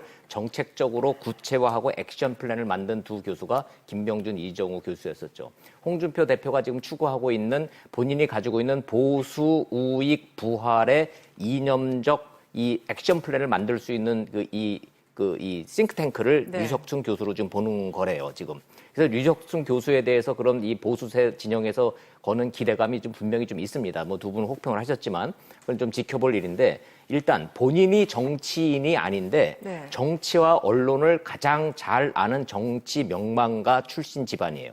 그게 왜 그러냐면은 네. 아버님이 이제 자꾸 하시는 이제 부인이 류혁인 씨라고 박정희 대통령 당시에 정무수석도 했고 싱가포르 대사도 하고 돌아와서 정무수석 거치고 그다음에 공보처 장관도 했어요. 아, 그렇습니까? 그러니까 네. 공고와 언론과 정치를 했던 아버지 밑에서 정치를 배워왔던 있는데 네. 이 류혁인 씨라는 분은 과거 동아일보 정치부장 출신으로 이제 정계에 들어갔던 이제 그런 저 인물이었죠. 네네. 본인이 류라이트 운동을 하면서 보수 우익이라는 소리를 듣기는 했지만 본인이 아마도 태극기 집회보다 극 우에 더 오른쪽에 있는 이 속된 표현으로 보수 꼴통이라면 본인이 굉장히 섭섭해 하실 정도로 네. 뉴라이트 운동을 통해서 보수 진영의 이념적 토대와 이 액션 플랜을 만드는데 굉장히 그동안에 많이 역할을 좀 하셨던 분이에요. 네. 개인적으로는 류석춘 교수는 MB 때 이명박 대통령 때 홍보수석을 했던 최금락 수석이라는 분이 계셨는데 네네. 그분의 친매제입니다. 또 그러니까 이런 그렇습니까? 네. 이 정치권에 있어서의 그런 이 네트워크나 면면들을 보면 이분이 정치인 출신은 아닌데 정치를 굉장히 잘 아는 분이다. 자, 그래서 제가 이제 양 박사님이 주장하신 것 중에 딱 한 가지만 반박을 할게요. 저는 유석춘 혁신위원장이 친박을 청산 못한다에 한 표 걸을게요. 아니, 친박 청산 못합니다. 왜냐? 류석춘 혁신위원장이 아니라 홍준표 대표 자체가 친박 청산이 안 된다는 걸 너무나 잘 알고 있어요. 직간접적으로 한번 개인적으로 가서 물어보세요. 친박 청산 되냐고. 못해요. 왜? 당직 배제 정도가 홍준표 대표가 할 수 있는 최대한의 청산일 것이고 친박 청산 선출직 배지 달고 있는 의원들을 무슨 수로 그걸 청산을 합니까? 안 되는 거예요, 그거는. 그래서 지금 유석춘 혁신위원장이 해야 될 것은 인적 청산보다는 본인은 그래요. 정책 혁신 쪽에 좀 더 이 주안점을 둬서 보수 이 정당으로서의 당의 이 면모를 좀 다시 세우는 데 주력하겠다. 이렇게 지금 얘기를 하고 있습니다. 제가 그 문제를 이야기를 했습니다. 정책 혁신이 가장 시급한 문제고 중요한 문제고 네. 혁신위원회의 제1과제가 돼야 되는데 이분이 그럼 예를 들어서 장세동 이야기를 했단 말이에요. 전형적인 조폭적 질서에 대한 로망을 가지고 있는 사람이 이 전두환 장세동 관계를 우르르 높이 평가하는 사람들이거든요. 이러한 정말 극우적 성향의 유석춘 교수가 어떤 정책 혁신을 할 수 있을까에 대해서 기대가 없다라는 거고 오히려 저는 분이 있음으로써 더 불안해진다고 한국 사회의 정치 상황은. 네, 좋습니다. 저희들이 또 7월 국회에서 추경이 과연 통과될 것인가 이것도 궁금한 점인데요. 영상 확인하고 돌아오겠습니다. 추경안 상정을 앞두고 정세균 국회의장이 여야 4당 원내대표들을 만나 중재에 나섰습니다. 여당은 추경은 빨리 집행하지 못하면 효과가 떨어진다며 설득에 나섰습니다.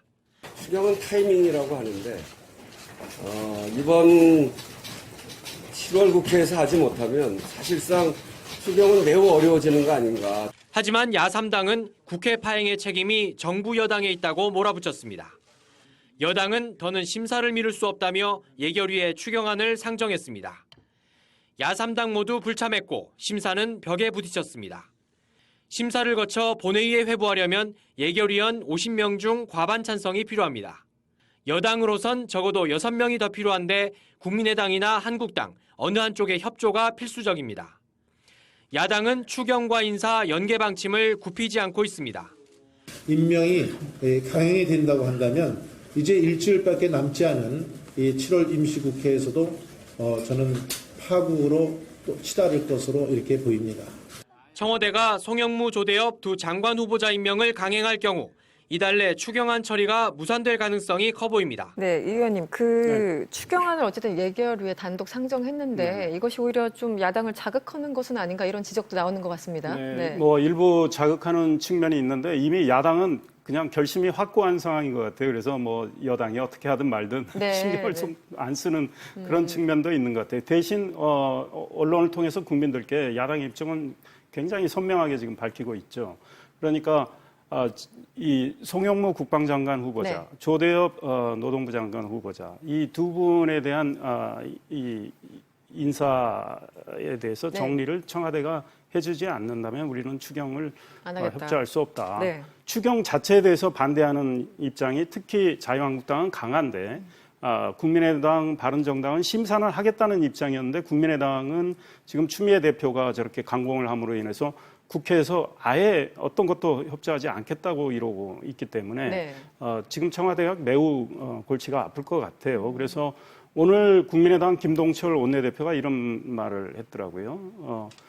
청와대에서 자유한국당, 바른정당에게 송영무, 조대엽 두 분 중에 한 분을 우리가 정리를 하면 네네. 어떻게 협조해 주겠느냐. 네네. 근데 우리는 이런 흥정은 하지 않겠다. 근데 아마 자유한국당, 바른정당도 네. 둘 중에 하나 청와대에서 사퇴시키면 네. 우리가 협조하겠다 이러기는 어렵다고 봐요. 네. 그래서 문재인 대통령이 매우 정말 머리가 아플 것 같은데 네.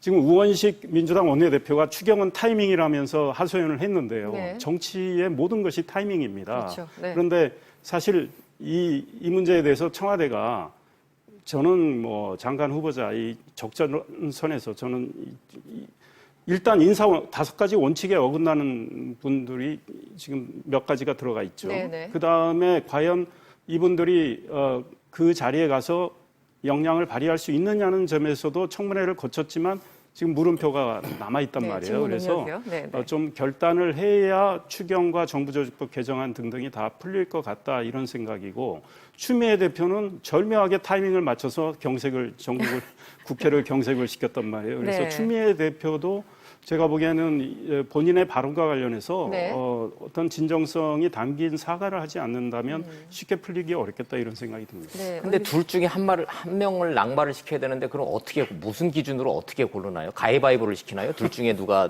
낙마를 할지?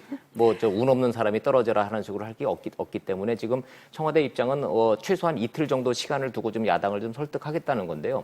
추경과 관련해서 정부 여당의 지금 이 그 절박함이 얼마나 절박하다는 걸 느낄 수 있는 게 오늘 제가 이거 하나 말씀을 드릴게요. 국세청이 오늘 자료 하나를 뜬금없이 내놨어요. 네. 1월부터 5월까지 국세 수입 증가분이 11조 2천억 원을 그러니까 증가를 했다는 거예요. 11조 공교롭게도 넘습니까? 추경 네. 액수하고 똑같습니다. 그렇네요. 11조 2천억 원의 세금을 더 거둔 거예요. 1월부터 5월까지가. 그게 늘어난 액수가 작년보다 더 거둔 게 그렇다는 겁니다. 네. 법인세, 부가세, 소득세니까 이거는 그 재산세 이런 게 아니라 진짜로 딱 국세만 그렇게 늘은 거예요. 그러니까 세금 충분히 걷어서 재정이 이렇게 딱 됐으니까 통과만 해주시면 돈 집행하는데 아무런 문제가 없다라고 국세청까지 지금 나서서 이런 자료를 낼 정도니까 절묘하네요. 네. 지금 얼마나 절박하게 이 추경에 목을 메고 있는지 이해가 가실 겁니다. 네. 양 박사님, 어쨌든 지금 뭐 정치라는 게 그렇잖아요. 뭐 양쪽 다 100% 얻을 수 없고 뭐 하나 주면 하나 받고 뭐 이런 건데 결국은 이제 둘 중에 한 명 정도 떨어뜨리자 약간 이러면서 서로 명분 세워주기 뭐 이런 것 같아요. 근데 어쨌든 문 대통령이 당의 요청에 따라서 장관 임명을 좀 미뤄달라는 당의 요청에 따라서 그걸 수용했다 이런 얘기가 지금 오전에 나오고 있어요. 이거 불가피한 선택이었다고 보시나요? 당은 왜 그 요청을 했는지 모르겠어요. 왜요? 사실상 당대표와 원내대표가 판을 여기까지 끌고 오면서 실질적으로 국회에서 아무것도 못하는 상황까지 만들었잖아요. 네. 우원식 원내대표가 잘 참고 있다가 어제 이제 사실상 적폐 대상이다라고 공격을 하면서 네. 사실상 당대표와 원내대표 두 투톱이 오히려 경색을 시켜놓고 대통령한테 그걸 연기를 요청한 이유를 모르겠다. 두 번째는 현실적으로 대통령 입장에서는 쓸 수 있는 카드가 있습니다. 정상외교를 이제 원내대표들이나 그다음에 당대표들에게 보고하는 모양새로 네. 만날 수 있는 기회가 있거든요. 그런 측면에서 본다면 원내대표 회동에 대통령이 참가해서 자연스럽게 이야기하면서 대통령이 설득하는 정치적 설득을 하는 네. 고민들도 있을 수 있겠고 네. 홍준표 대표나 이해운 대표가 신임 대표란 말이에요. 네네. 각각을 지금 당 대표 간에 대통령이 만난 적은 없습니다. 원내 대표와 같이 이제 만난 건데 그럼 당 대표를 청와대 초청을 해서 각각을 만날 수 있는 이러한 이제 기회들도 있고 한데 결국은 추미애 대표나 우원식 대표가 모든 짐과 부담을 대통령에게 다 던졌다는 겁니다. 의도적으로 던진 게 아니라 네. 잘못 정치를 하면서 대통령에게 모든 부담감을 던져놓고 대통령의 개인기에 전국 운영을 다 맡겨버리는 참 무책임한 정치를 했다고 저는 비판하지 않을 수가 없습니다. 네. 또 다른 얘기 해볼까요, 이 의원님? 네. 저희가 이 뭐 추경안, 정부조직법, 뭐 인사 이런 거에 관심 있는 동안 여야가 합심하여 그 법안 하나를 네. 통과시켰다고 하죠. 네. 지난달이었는데요. 이게 그 중앙당이 이제 후원회를 열 수 있을 그 네. 법안을 개정한 건데 사실은 그 차떼기 사태 이후에 2006년에 없어졌다가 11년 만에 부활한 거라고 합니다. 이거 어떻게 해석해야 됩니까? 그러니까 지금 문재인 대통령 당선되시고 문재인 정부가 출범한 이후에 여야가 합심해서 한 일은 그거 하나입니다. 첫 번째 법안입니다. 예, 여야 정당, 중앙당이 개인과 기업으로부터 돈을 받을 수 있는 50억까지 받을 수 그렇죠. 있다고 하죠. 네. 법인도 되죠. 네, 네. 돼요. 네. 기사 쓰지 말아달라고 예. 여야가 다 부탁까지 했는데. 2006년에 이제 소위 오세훈법에서 네. 없어졌는데 물론 정당 생활을 하다 보면 뭐 각 전국의 조직을 둬야 되고 또 사무처 요원 또 정책 개발비 뭐 이렇게 함으로 인해서 뭐 비용은 꽤 듭니다. 그러니까 그동안은 국고보조에 의존해 왔는데 네. 후원금을 받을 수 있게끔 여야가 이 점에 대해서는 아무 이견이 없었고 제가 알기로는 법안이 상정되자 거의 보름 만에 그냥 일사천리로 처리가 돼버렸죠. 네. 사실은 이와 관련해서 과거에 정치 개혁을 하기 위해서 우리가 중앙당 돈 많이 쓰는 정치를 하지 않겠다는 그런 맥락에서 이 중앙당에 대한 후원을 금지했던 거란 말이죠. 네. 그거를 다시 역행하는 셈인데 네. 이렇다면 국회 차원에서 여야 정당들이 네. 소위 말해서 공동으로 공청회도 열고 그래서 국민의 의견을 들어봤어야 돼요. 네, 네. 근데 우리 정치에 대한 국민의 불신이 굉장히 강하기 때문에 만약에 국민들 우리 서민들, 보통인들 이렇게 해서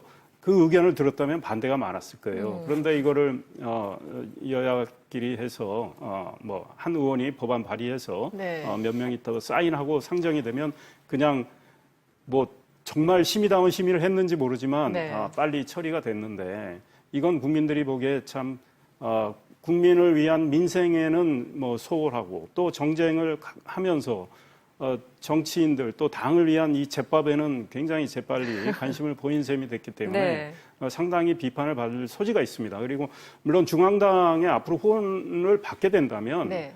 중앙당이 그 후원 받은 돈을 어떻게 쓰는지에 대해서 훨씬 투명성을 강화하는 네. 이런 장치가 이게 덧붙여져야 된다고 봐요. 네. 그동안 사실은 지금 정당 대표가 정당의 그 여러 가지 국고 보조로 들어온 돈을 상당히 재량껏 사용할 수 있거든요. 네, 네.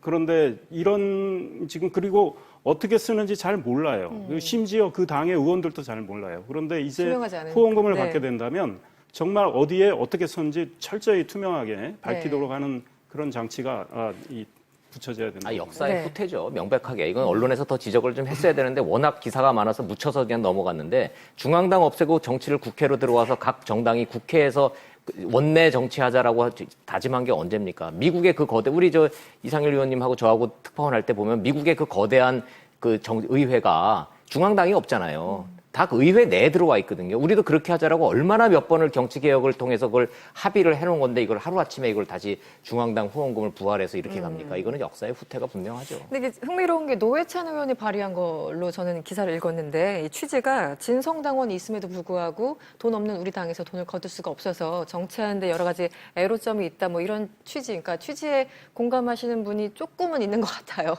그런데 기본적으로 이렇게 압도적인 표차로 찬성을 했는데 어쨌든 이거 국민들한테 여론을 뭐 지지를 받기는 좀 어려운 상황 아니겠습니까? 저는 여기 와서 처음 들었어요. 아 그렇습니까? 기사가 정말 안 나왔어요. 그 법안들이 통과됐다는 부분을 여기 와서 처음 들었다는 거는 네. 얼마만큼 언론 플레이를 심하게 했었을까. 네. 그리고 자기들도 자기가 무슨 짓을 하고 있는지를 알고 있었던 것이고 비난의 소지가 엄청나게 많음에도 불구하고 이것들이 언론에 타지 않게 다 단도를 해왔다는 부분. 보도자료 한 장이 안 나왔다니까. 그러니까요. 네. 그러니까 지금 무슨 내용을 알아야 평론을 하죠. 비판할 텐데. 네, 좋습니다. 지금까지 국회 관련해서 여러 가지 소식 전해드렸습니다. 당에서는 뭐 당연히 지금 미필적 고의에 대한 이런 검증 부실에 대한 정치적 책임은 지겠지만 우리가 법적 책임지는 것은 이거는 받아들일 수 없다고 국민의당은 강하게 좀 반발을 좀 하고 있습니다. 네, 그래서 네. 이거는 발부를 전제로 해서 말씀드리는 거는 좀 지금 상황에서 너무 시기상조인 것이고 네. 오늘 밤 상황까지 지금 언론도 지금 초미의 관심을 갖고 지켜보고 있습니다. 네. 그런데 네. 한 가지만 좀 분명하게 할 필요가 있는데요. 어쨌든 이유미 씨는 대통령 선거 직전인 5월 8일 날 사실대로 말하면 당이 망하는 거다라는 이야기를 합니다. 네. 그다음에 이준서 씨는 기자들한테 제보를 했음에도 불구하고 계속해서 거절을 당합니다. 그러면 왜 거절을 당할까 하면 대부분 그 이야기를 했을 거 아니에요. 뭐 조잡하다. 그다음에 제보자가 불분명하다. 이 두 가지 핵심적인 이 두 가지가 그 이야기가 됐을 텐데 특히 그 조잡성에 대해서는 지난번에도 말씀드렸던 것처럼 전화로 이야기를 하는 건데 전화 효과음이 전혀 없다. 그다음에 똑같다. 같은 자리에서 이야기하는 것처럼 여보세요, 여보세요, 여보세요, 여보세요. 대부분 전화를 하면 여보세요, 여보세요. 이제 이런 네. 각각의 그 톤이 달라져야 되는데 네. 이제 이 부분들도 똑같다. 이런 측면에서 보면 조잡하다. 그리고 뭔가 지금 조작의 냄새가 많이 난다. 그다음에 제보자 없다 하는 부분들을 본인이 알고 있었잖아요. 네네.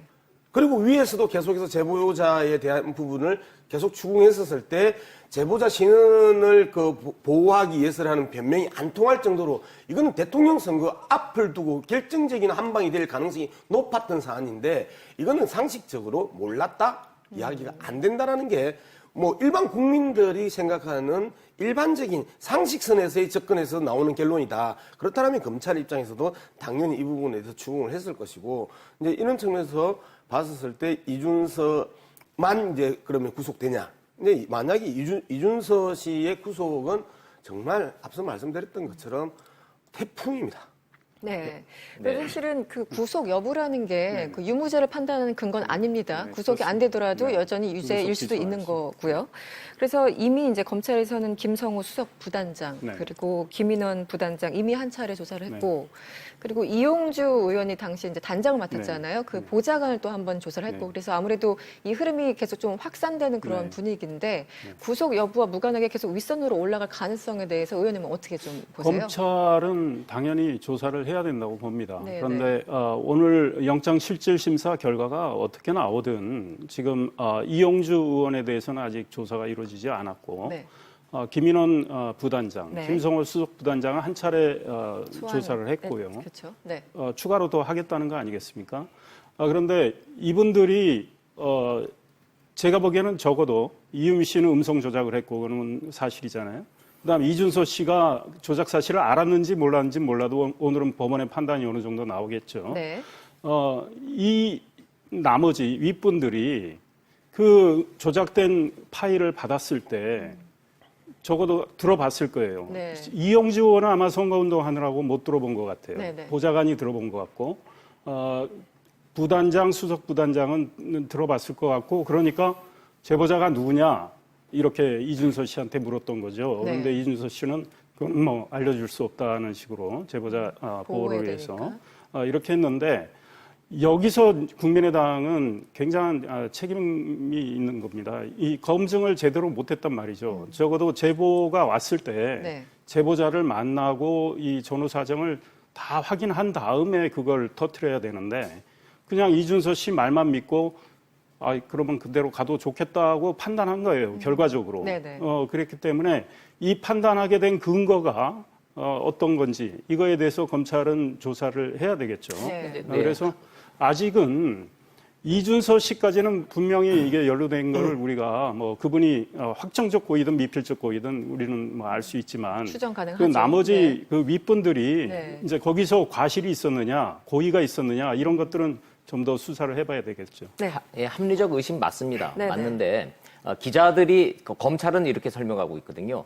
기자들이 진위 확인이 안 된 제보이기 때문에 기사화할 수 없다라고 거절한 내용을 당 내에서 아무런 검증 없이 내보낸 것은 미필적 고의다라는 게 지금 검찰의 해석이거든요, 네. 법적으로. 네네. 근데 요 사안이 그래서 구속 사안이냐 아니냐 이거는 불구속 기소를 할 만한 사안이다라고 볼 수도 있다라는 거죠. 네네. 지금 이제 그런 사안이기 때문에 이제 법원의 판단을 좀 기다려볼 필요가 좀 있는 거예요. 그 합리적 의심 자체가에 대해서 국민의당 자체에서도 지금 시비 거는 건 아닙니다. 네. 또 하나의 가설을 이제 또 봐야 되는데요. 원 기자 말씀하셨던 것처럼 미필적 고의가 아니고 확정적 고의로 검찰이 그 영장을 친다면 이 부분은 주미애 대표와 관련했던 국민의당의 정치 공세가 상당히 좀 또 무력해집니다. 계속해서 미필적 고의를 이제 주미애 그 더불어민주당 대표가 이야기를 하면서 네. 검찰에 대한 가이드라인이냐, 그 다음에 추미애 대표가 검찰총장이냐 하면서 강하게 이 추미애 대표의 말꼬리로 기본적인 물꼬를 바꾸려고 국민의당이 강하게 시도를 했었거든요.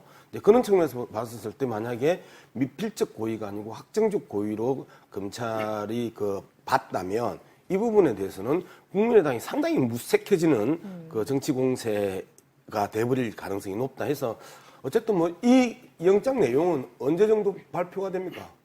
영장 내용은 뭐 어차피 그거는 공개적으로 나올 수 있는 내용은 아닙니다. 구속 여부가 오늘 밤이나 그렇죠. 뭐 새벽에 나오는 건데요. 이제 판사의 설명에 따른 거고 이거는 나오는 건 아니에요. 어쨌든 저희가 이제 추미애 대표의 발언은 조금 이따 다뤄보도록 하고요. 이 영상 보기 전에 마지막 질문이 이겁니다. 어제 좀 결은 다르지만 국민의당 산하의 그 대선 평가위원회 있었잖아요. 네. 토론회가 열렸는데 굉장히 격한 발언들이 나왔다고 해요. 안철수 전 대표의 뭐 정계 은퇴 발언까지 나왔다고 하는데 분위기가 좀 어땠습니까? 매우 험악했죠. 지금 이제 국민의당과 그 안철수 당시 대선 후보와의 그런 감정적 서운함이 이제는 서로 이제 많이 멀어졌어요.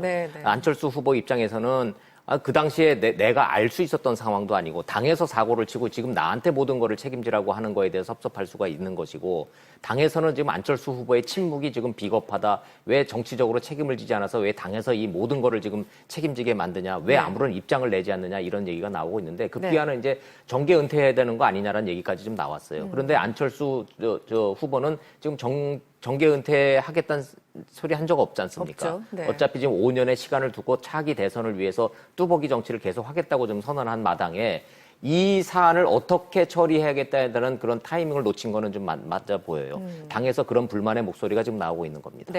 보충 설명 좀 드리면 어제 그 대선 패배에 대한 진단을 하는 그런 행사였는데 그 정계 은퇴를 주장한 분들은 당 안에 계신 분은 아니에요. 그러니까 외부 인사들이 초청받은 교수가 이야기를 하신 건데 그거에 대해서 뭐 공감하시는 분들은 당 안에 있을 수는 있고 어제 그 자리에서 안철수 전 후보의 측근인 최경환 의원은 좀 반발을 했다고 하더군요. 그러나 안철수 전 후보가 이 사건이 터졌을 때 박주선 지금 비대위원장 6월 26일 날 사과를 했단 말이에요. 25일 날 그 사실을 확인하고 26일 날 바로 사과를 했는데 바로 그날이나 다음 날쯤 안철수 후보, 박지원 전 대표 이런 분들이 정치적으로, 도의적으로 이 책임은 자기들이 느낀다.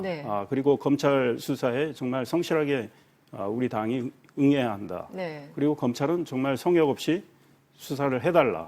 그리고 검찰의 수사 결과가 나오면 다시 한번 국민들께 입장을 밝히겠다. 이렇게 했다면 안철수 후보의 이 침묵에 대해서 국민들은 그다지 비판하지는 않았을 것 같은데 안철수 후보가 실기를 했죠. 타이밍을 놓친 건 그게 정답이었는데 타이밍을 놓쳤어요. 그래서 지금 어제 이 순간에도 그럼 어제는 어떻게 할 거였는데 어제도 끝내 침묵했거든요.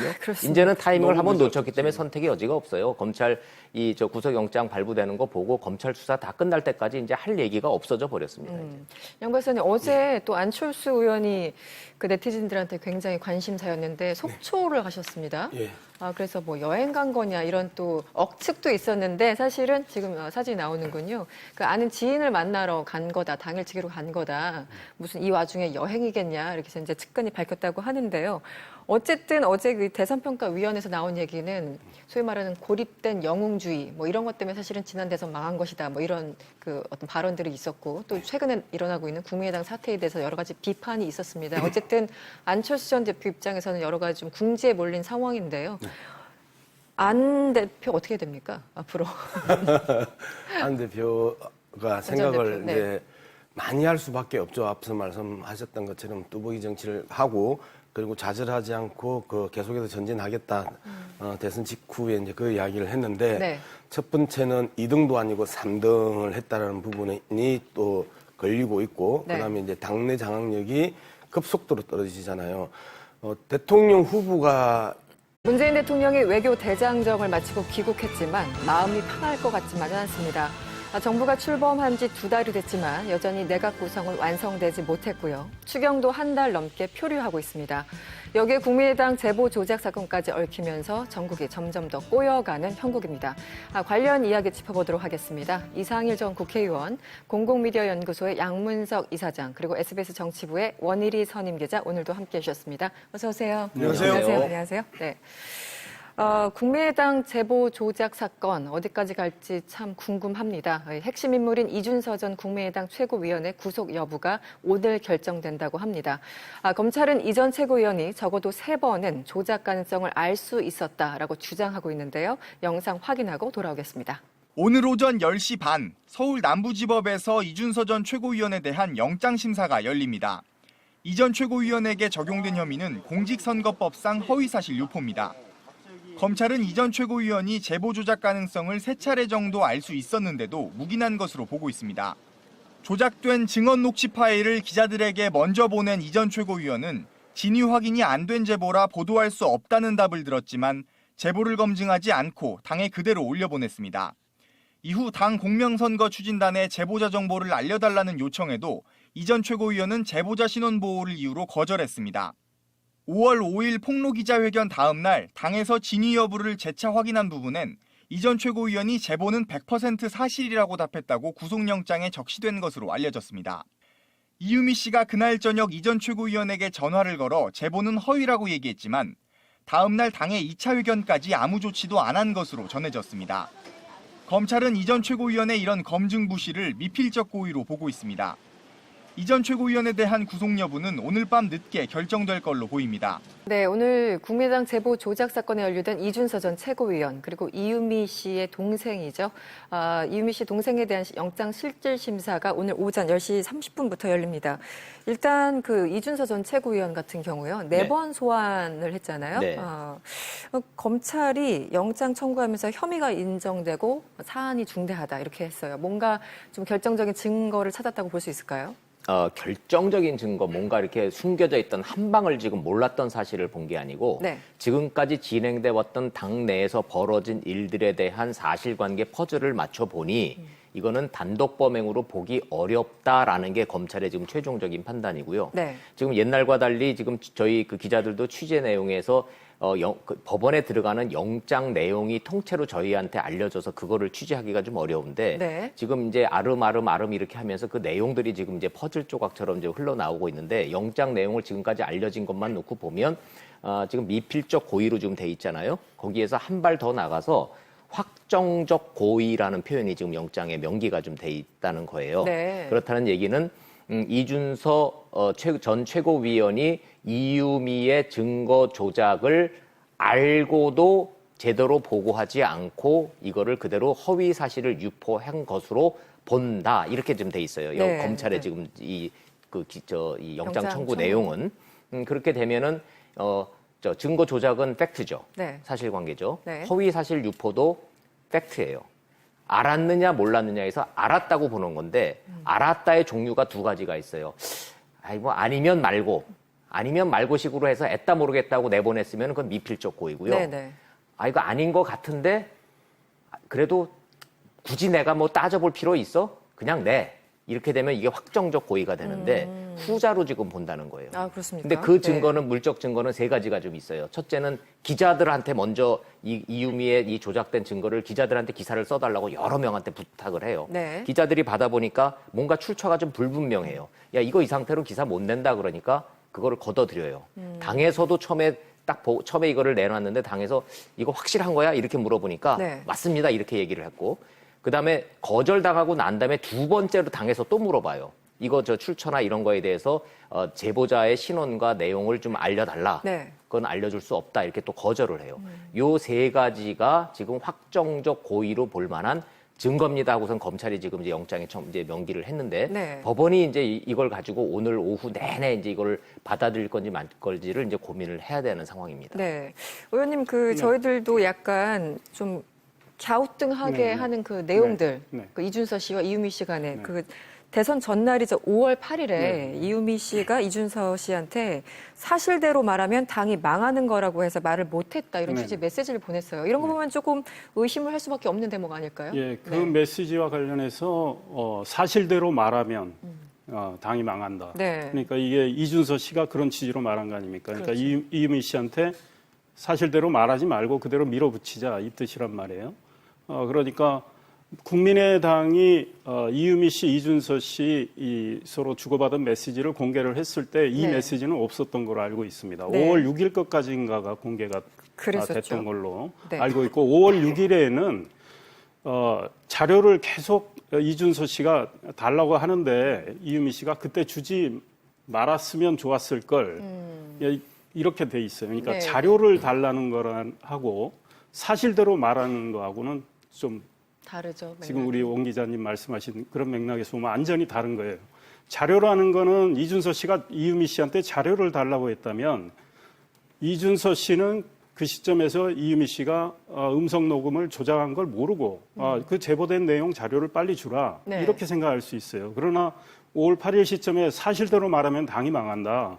그렇다면 이거는 그 음성 파일이 조작됐다는 걸 이준서 씨도 알고 있었을 가능성이 있는 거 아니냐. 아마 네. 검찰은 여기에서 지금 시작하는 것 같아요. 네. 그래서 미필적 고의에서 좀 더 강한 이 범죄 혐의를 두고 지금 말씀하셨지만 확정적 고의로 이렇게 두고 영장에 그런 내용을 넣은 것 같은데 지금 오늘 영장 실질 심사가 10시 반부터 이루어지는데 네. 이준서 씨는 그동안 검찰 조사를 받으면서는 계속 나는 조작된 걸 몰랐다고 그 주장을 계속 아마 유지했던 것 같아요. 네. 그래서 오늘 법원에서도 그런 맥락에서 본인의 이야기를 할 텐데 법원 판단이 어떻게 내려질지는 좀 지켜봐야 될 것 같아요. 네.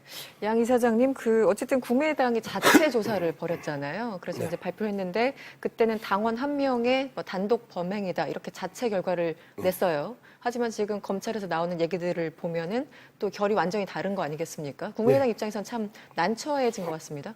어쨌든 뭐 어제까지 가장 많이 이야기됐던 게 미필적 고의에 대한 부분인데 지금 원 기자 말씀하셨던 것처럼 확정적 고의라 하면 실질적으로 이준서 씨 같은 경우에는 그 확정적 고의 쪽으로 갈 가능성이 높지만 그럼 그 위는 단지 미필적 고의로 이제 갈 가능성이 이제 높아진 거예요. 오히려 이제 그런 측면에서 보면 검사 출신의 이인원 공영선거 추진당 부단장, 그다음에 국회의원 출신의 김성호 그 수석 부단장, 그다음에 검사 출신의 이용주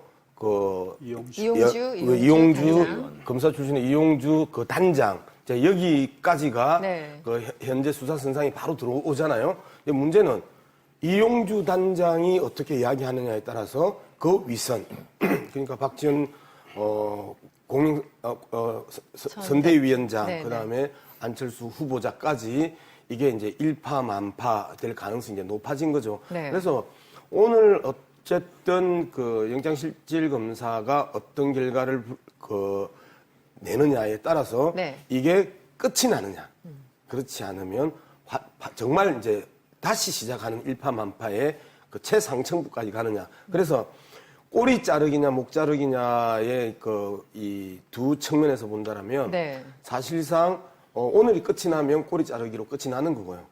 그리고 이게 기각이 되지 않고 수용이 되면 이제 목 자르기 이야기가 설득력을 얻기 시작하면서 네. 사실상 국민의당은 해체 수순으로 들어가는 것 수밖에 없는 상황까지 몰려 있는 거죠. 네, 구속이 된다면. 그래서 네. 지금 제가 지금 설명을 드렸던 거는 지금 이제 검찰이 이렇게 보고 있다라는 지금 사실관계를 설명을 드린 것이고 네. 지금 그 검찰이 얘기했던 그 내용들을 본질적으로 들여다보면 새롭게 나온 건 아무것도 없는 거예요. 지금까지 진행돼 왔던 것을 검찰이 어떻게 해석했더라는 거를 지금 설명을 드리는 것이고 네. 법원이 이거를 이제 증거로 구속의 사유로 받아들일지 말지는 그건 이제 아무도 모르는 거예요. 그래서 제가 뭐 저희는 전문가가 아니기 때문에 법률을 전문으로 하고 있는 변호사들한테 이 사건과 관련됐거나 그 관심이 있이 지켜보고 있는 변호사들한테 저희가 이제 쭉 이제 물어보면은 네. 대체적으로 한 55대 45 정도로들 보는 게 대다수라는 거예요. 그러니까 영장이 발부될 가능성을 55, 기각될 가능성을 45 정도로 보는 게 가장 합리적인 것 같다, 지금 상황은. 네. 그렇게 그 얘기는 반반이란 얘기이기 때문에 이것을 어떻게 판사가 받아들일 것이냐. 지금 이준서 씨는 시종 일관 자기는 조작 사실을 몰랐고 알 수가 없었고 지금 검찰이 제기하고 있는 이런 문자의 내용만 가지고 이렇게 해석하는 거는 과잉 해석이다. 나는 억울하다. 이런 입장을 지금 유지하고 있고요. 네. 있는 당과 대통령 후보가 없는 당의 차이는 상당히 다르지만 네. 대통령 선거 끝난 이후에 3년, 그리고 앞으로 남은 한 2년 정도 대통령 선거를 남겼었을 때는 대통령 후보가 있는 당과 없는 당의 차이가 나지. 그 대통령 선거를 앞으로 5년 남겨놓은 지금 상황에서는 대통령 후보가 있든 없든 각 당에 있어서의 후보가 있고 없고의 차이는 별로 없거든요. 네. 이런 측면에서 본다면 현실적으로 안철수 전 대표가 국민의당에 있어서 크게 쓰임새가 없다 지금은. 이제 그런 측면들이 하나가 있고, 두 번째는 안철수 대표 스스로가 이 문제를 적극적으로 해결할 의지가 없다는 부분이고, 오히려 이제 혁신위원장을 맡은 김태일 교수가 했던 이야기가 재밌는데, 왜 그런 발표를 하지 않을까라고 했었을 때, 네. 김태일 국민의당 혁신위원장 그런 이야기를 하더라고요. 지난번 김수민 그 리베이트 사건 때 너무 빨리 이야기를 하고 책임을 짐으로써 상당히 뒤에 후폭풍들이 더 많았다는 겁니다. 이미 사과를 했는데 새로운 사실들이 계속 또 불거지면서 네. 상당히 머쓱하게 만들었던 그 상황 때문에 검찰의 영장실질 검사가 끝난 전후에 네. 안철수 전 대표가 자신의 입장을 밝히지 않겠느냐. 그렇기 때문에 딱히 실기다가 아니라 네. 실기가 아니고 신중하다 쪽으로 이제 김태일 혁신위원장은 안철수 전 대표에 대한 부분들을 해명을 네. 했는데, 뭐 누구든지 다 이야기하는 게 다 실기라고 다 보는 거고, 그다음에 정치적 책임과 법적 책임에 있어서 당당하지 못했다. 네. 내가 다 안고 가겠다 하고 자기 스스로 뚜벅뚜벅 검찰에 들어갔던 예전에 이회창 전 총재의 모습들이 계속 회자되는 것들이 차떼기 전국에서 이회창 전 총재가 내가 다 안고 가겠다고 검찰에서 부르지도 않았는데 자기 발로 걸어 들어갔었잖아요. 이러한 모습들을 통해서 국민의당을 다시 세웠다면 좋았을 텐데, 이런 부분은 다 실기거든요. 그 시기를 놓침으로 인해서 항상 안철수 전 대표가 정치적 감각이 떨어진다, 무디다라는 것들이 한두 번이 아니었단 말이에요. 근데 이번에는 결정적인 타이밍의 싸움에 있어서 실패한 사건이기 때문에, 네. 저는 조심스럽게 정계 은퇴 선언을 예측을 해봅니다. 아유, 서운한 소리 하시네. 좀 더 냉정하게 말씀을 드리면, 지금 정치권의 관심사는 정치인 안철수가 지금 어떻게 될 건가가 관심 있는 게 아니고, 네. 양 박사님이 본질적인 얘기를 해주셨잖아요. 국민의당이 어떻게 될 건가요? 국민의당을 이번 기회에 저걸 완전히 지금 말살시키려고 지금 그러는 것이냐. 정책적으로 지금 전략적으로 추미애 대표의 이런 공세가 국민의당을 어떻게 할 건가가 이게 지금 관심사인 것이지, 네. 안철수 대표 자체는 아까 말씀하셨듯이 실기도 했고 정치적 감각도 떨어졌고 지금 할 수 있는 것도 없고 당의 지원도 없고, 과거 이회창이나 DJ처럼 대선에 패배한 그런 강력한 차기 주자로서의 그런 위상을 이미 잃어버렸기 때문에 정치권의 관심사는 아닌 것 같아요. 근데 이제 핵심은 이제 그건 거죠. 국민의당이 이제 어떻게 저기 되는 거냐. 네. 이제 그게 좀 더 지금은 초미의 관심사입니다. 네, 국민의당 이야기 계속 이어가 보도록 하겠습니다. 제보 조작 사건으로 당 지지율이 굉장히 많이 떨어지고 있습니다. 그런데 이 시점에서 엎친 데 덮친 격으로 국민의당 내 또 다른 논란이 일어나고 있습니다. 어떤 발언이 있었는지 확인하고 오겠습니다. 지난달 29일 급식조리 종사원 등 학교 비정규직 노동자들은 근속수당 인상과 정규직과의 차별 해소 등을 요구하며 이틀간 파업에 들어갔습니다. 이현주 국민의당 원내수석 부대표는 공식 석상에서 이렇게 말했습니다. 파업은 우리 헌법 정신에 따른 노동자의 권리이긴 합니다. 그러나 학교 급식은 아이들의 밥이고, 급식 중단을 우려하면서 인건비가 늘면 급식 재료비가 줄어든다며 구조적 문제도 지적했습니다. 그런데 이튿날 상세한 설명을 요청한 SBS 기자와의 통화에서는 이렇게 말했습니다. 그 아줌마들이 근데 그냥 동네 아줌마거든요, 그냥. 사실 옛날 같으면 그냥 아줌마들 이렇게 해가지고 조금만 교육시켜서 시키면 되는 거예요. 그래서 그냥 돈 좀 주고 이렇게 하면 되는 건데. 다른 직종까지 거론하며 말을 이어갔습니다. 솔직히 말해서 그 조리사라는 게 아무것도 아니거든. 그냥 어디 간호조무사보다도 더 못한 그냥 요양사 정도라고 보시면 돼요. 응? 따는 진입장벽 정도가. 그러면서 파업 비정규직 노동자들을 이렇게 표현했습니다. 친구들이야 완전히. 우리나라는 지금 이래갖고 이게 나라가 아니야, 나라가. 이 의원은